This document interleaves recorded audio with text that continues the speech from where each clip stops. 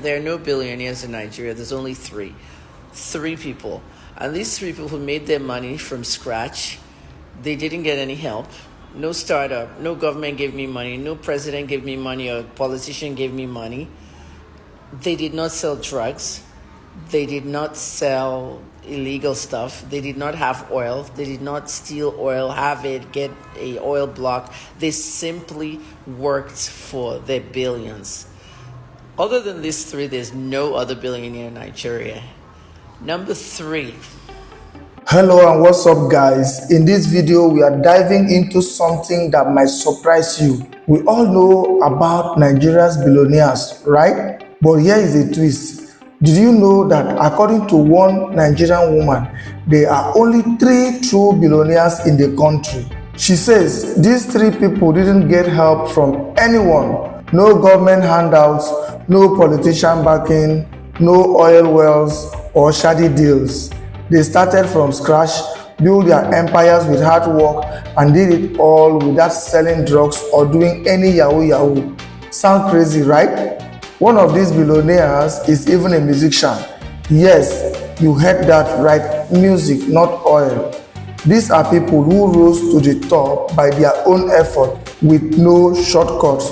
So, who are these 3 billionaires? What is their story? Guys, I will let you watch this video for yourself so you can see exactly what I am talking about.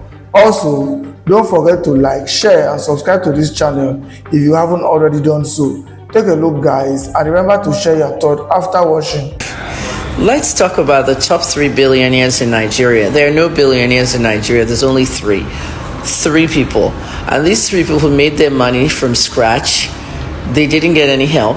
No startup, no government gave me money, no president gave me money or politician gave me money. They did not sell drugs.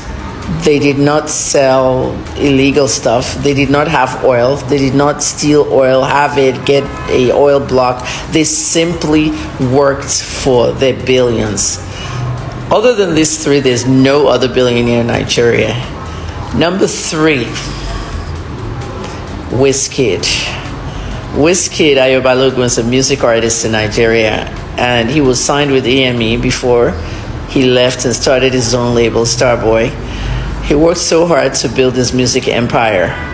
He did not sign any artists. Basically, he worked on his own. He might have 1 or 2 proteges, but Whiskid built his catalog, his music, and his partner is his manager. So it makes it easier to actually keep everything within wraps. His masters, his children. Let's go to the music. All the tracks, the catalogs, the distribution was organized by him and his partner, Jada. Whiskid built something that they said he couldn't do. And yes, they did say he couldn't do it. I have never met Whiskid, but I was the one that planned his appearance in Canada the very first time he came in 2012. July of 2012, he had a concert in Toronto. I did the PR and I scheduled the interviews for that particular appearance. Whiskey did not make it from New York. First they said he was recording with Akon, and the second thing I heard was that his manager, the person that actually discovered him and brought him to EME, Osage, was on the verge of breaking up with him. So she did that purposely so he wouldn't get that gig with MTV Canada, who I booked him for interviews and all that. At the end of the day, the rest is history. Whiskid has worked so hard, and today he's the only billionaire self-made in the music industry. Everybody had help. Okay? Number 2 on the list, Aliko Dangote. Even though Aliko Dangote is known as a billionaire with regards to, he's been all the Forbes list, richest man in Africa, all that stuff. Those are just numbers, okay? The Dantata family, okay, are the richest in Nigeria, and they were the first to ever trade with banks. If you go look at the history of First Bank, how they used to use coins, gold coins and all that, you'll know that the Dantatas started this whole dynasty of money. And Aliko Dangote is a descendant of the Dantatas through his mother's side. And what Aliko has done is he has managed to put businesses together, everything from petroleum to spaghetti to food to different brands, cements, and he never got an oil block or any of that illegal stuff, selling drugs. Some people sell drugs in Nigeria and they use it to build businesses and all that. Aliko Dangote is number 2. Number 1 billionaire in Nigeria. Didn't get an oil block, didn't get government help, didn't get anything. He makes the chairs in your house, the plastic flasks, the plates, everything. Razak Okoya. Chief Razak Okoya is the richest Nigerian. I don't care what you say. I want to see the comments. There's only 3 billionaires in Nigeria. That's Chief Razak Okoya, Whiskid, and Aliko Dangote. Those are the 3 real billionaires that didn't get help.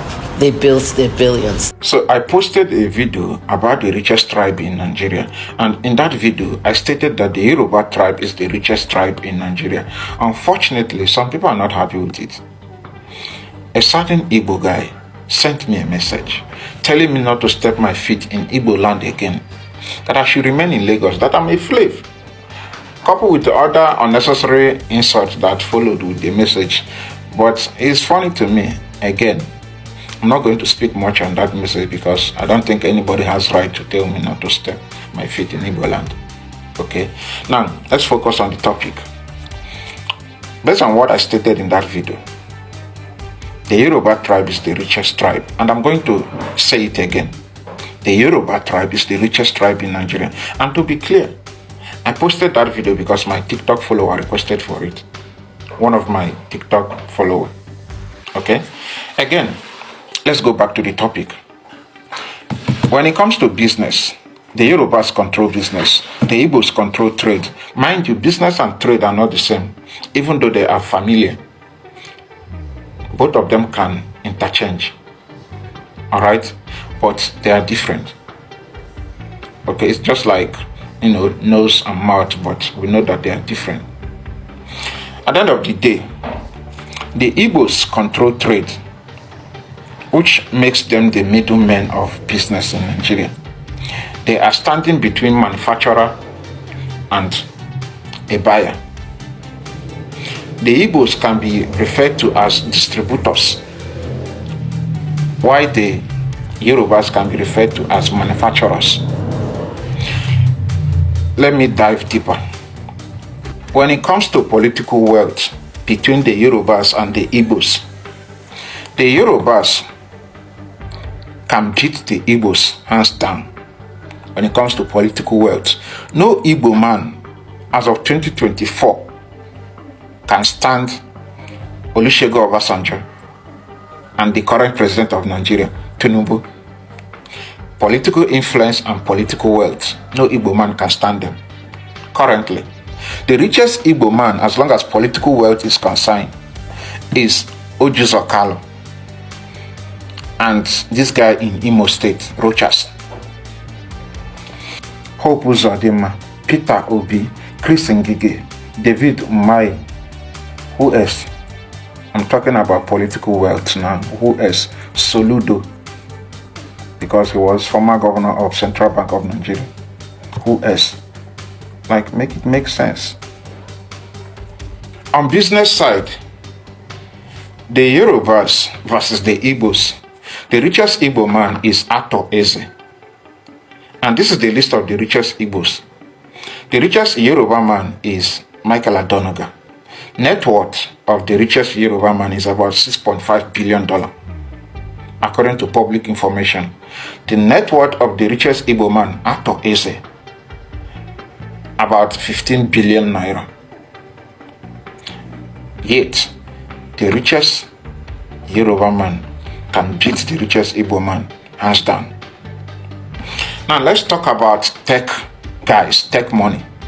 Take a look at the list of richest tech guys in Nigeria. The Yorubas dominate. Take a look at, forex traders. This is based on, tech, crypto, and entrepreneurship. All right. The richest crypto guys, the Yorubas dominate as well. Now, and please, for God's sake, do not tell me about Igbos that are secretly rich claiming that they are hiding their wealth, they don't want attention. No.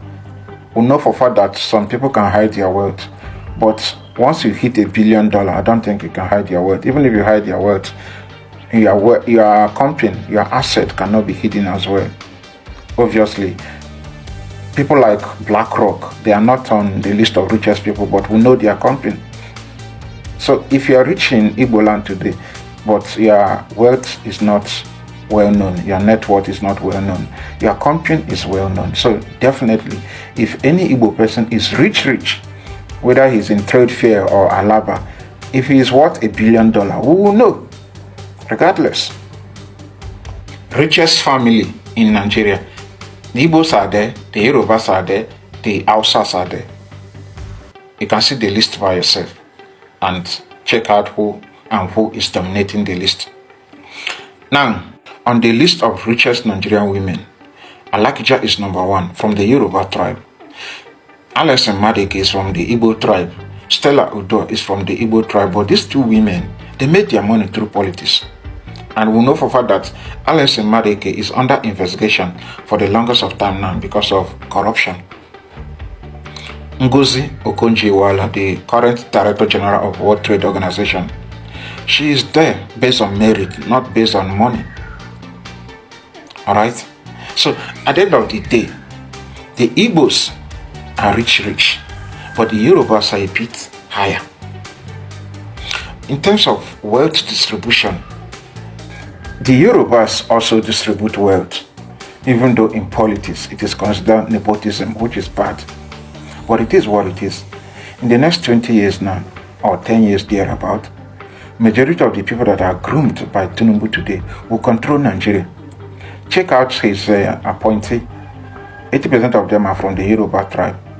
That is part of wealth distribution, even though it is coming in a bad way. But it is what it is. And this is why we, the Igbos, will have to pick our battle. If we want Biafra, let's focus on getting Biafra. Let's find a way to demand for referendum. But if we want to be given the chance to rule Nigeria, let's focus on that. We cannot be fighting for Biafra. On the other side, P2B is fighting for presidency in Nigeria. Make it make sense. So at the end of the day, we have to pick up a battle. We cannot continue to act like we don't need government money in our region in order to progress. We need the government money. Take a look at the northern part of Nigeria today. It is one of the most unsafe places in the country, but there is infrastructure there, railway. Majority of Nigerian weapons are stored there because of, their people are part of the people that are controlling Nigeria. So at the end of the day, Igbos, we are lagging behind. No disrespect. Like I always say, in terms of wealth distribution that comes from trade, yes, Igbos are in charge of that. We control that. But overall, the Yorubas are the richest tribe in Nigeria. No disrespect. Regionally, the Yoruba region is more developed. Yes, we may say that Lagos is the only developed place in Nigeria, but that Lagos alone generates amount of revenue that the entire 5 states in southeast, the Igbo region, cannot generate. So, put it to rest. The Yorubas are the richest.